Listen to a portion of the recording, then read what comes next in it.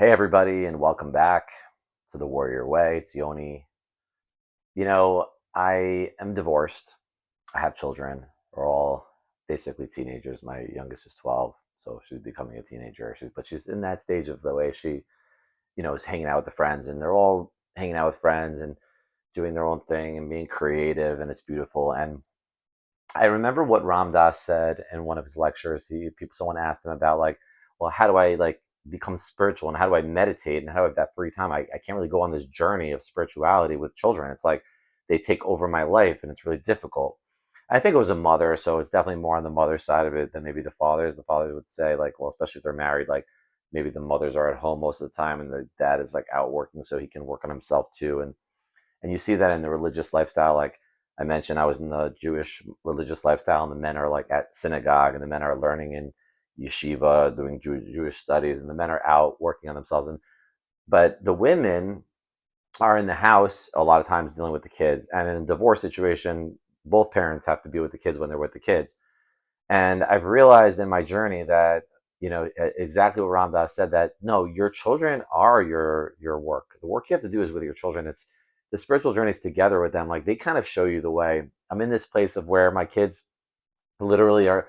I have to carpool here, carpool there. My oldest has a car, so he does his thing. But I don't want him to feel like he has to pick up my other kids because I want him to feel like I remember what it's like. He's going to be a senior in high school. It's like live your life, go live out your dreams, like do your fun things. And I want my kids to like really just have fun and be in the moment, be present. I tell them all the time with like the phone that I'm not big on like when they're by their mom to like speak to them on the phone all the time. Like I'll speak to them here and there, and of course if they need me, I always tell them like I'm here for you. Like call me, text me, I'll respond as soon as I can. I'm very responsive to them, and my priority is to be responsive to them. Like I used to be responsive to everybody, and it just took me till basically the last couple of years to realize like I don't have to respond to anybody outside of the my children who I have to take care of, who I'm responsible for, who I have to feed and make sure they have a roof over their head. But everyone else, you don't have to reach out to them. You don't have to be as responsive. Obviously, certain people in your family, maybe you want to respond a little bit more frequently than you would maybe friends, and then friends a little bit, depending on who the person is, depending on the circumstance, depending on what they need. But I learned that I had to that like right now, like my friends are my children. Like they're my priority. They're my job for right now. And of course, my job is to get them to the place where they can be independent and learn that they can do this on their own. That there's one day where I won't be here. We don't know when that is. And to learn how you're not. I'm just an analogy for God. A parent is just an analogy for God. That really, who's the one really taking care of you? It's not me. It's God is taking care of you.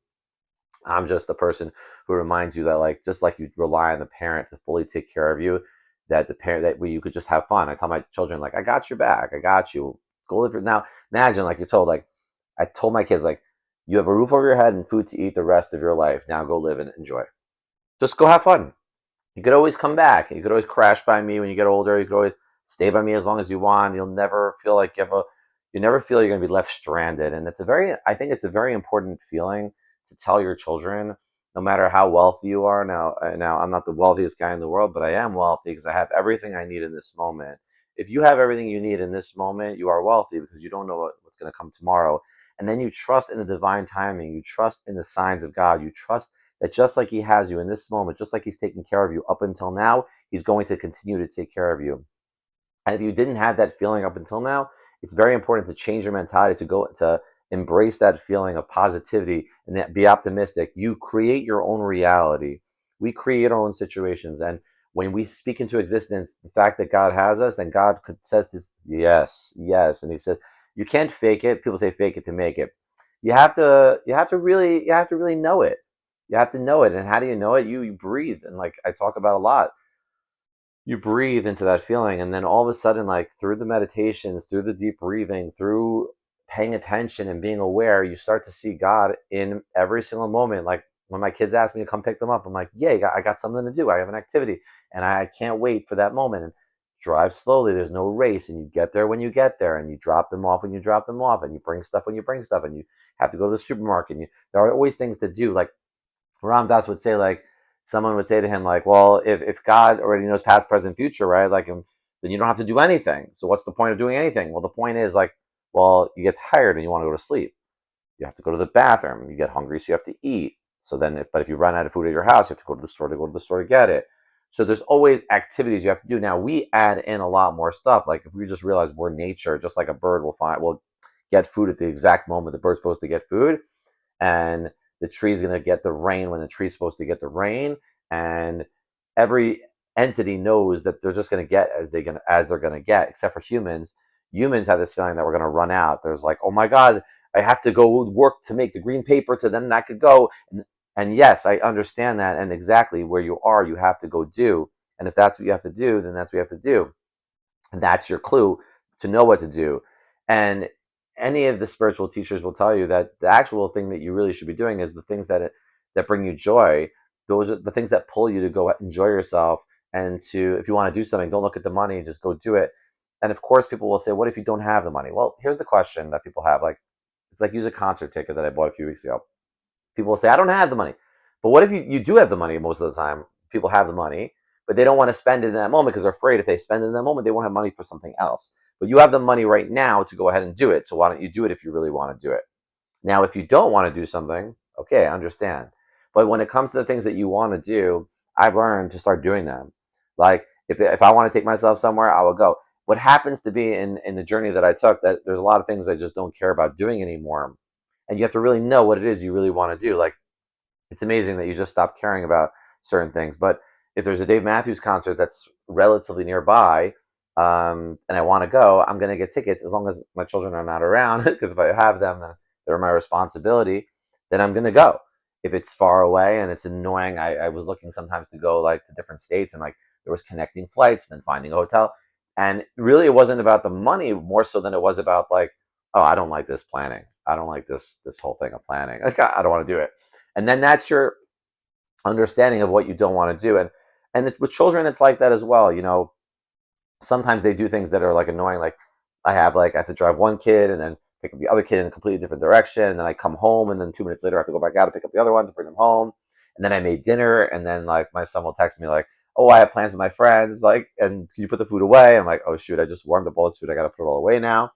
And then I made this extra food, and then sometimes you're thinking like it's going to go to the garbage and want to waste, and I did all this stuff, and maybe I should call and be like, hey, it's really not right. And I don't do that. I realize like, thank you, okay, so we have food now that I don't have to go shopping another day because there's going to be more food, or he's going to eat it later, and he'll take care of it. And that's how he learns responsibility of how to become an adult. Like, warm up your own food now.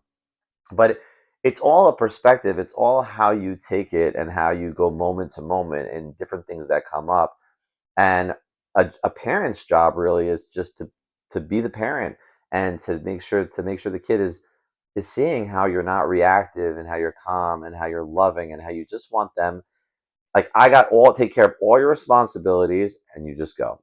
And then parents people will say to me like, well, you never, like, what about disciplining your kids? I'm like, there are moments like I have to discipline my children sometimes. I'm not going to lie, it does happen.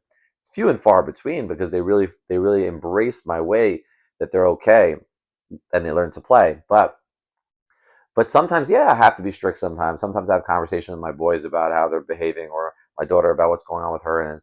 And I try not to do empty threats, but if I say something that I mean, I really mean it. That sometimes I'm serious about certain things, and I will follow through on it. Like, I have a backbone, but not with anger. I used to have anger when I was raising them when I was younger, when I was married for my first almost 11 years of my children, raising my children. I had that anger, and I had it for a while, up until 3 years ago, really, when I was on this journey and really growing. I worked on my reactions, and sometimes I lose it still. I'm still a human. It's going to happen. But more and more, I learned to just let it flow, let it rock. I learned to grow, because I really understand that I want my children to feel that they can turn to me about anything. I've opened up about everything to the world. As I mentioned about my YouTube page that I had prior to this YouTube page, I shared my entire life with the entire world, and my children were included in that. Now, my daughter was younger, so she didn't really pay attention as much as my boys. But I told her, like, everything. I've done everything that you could possibly going to go through. I've already done.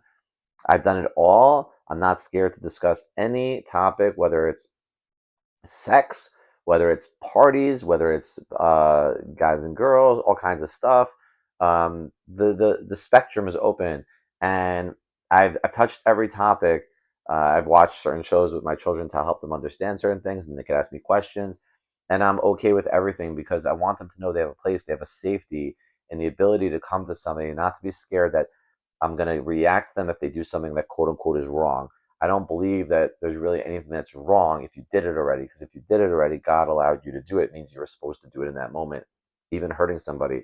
That doesn't mean after the fact you don't apologize and you don't do it again, because you're not going to feel good if you do something that's hurtful to somebody, of course.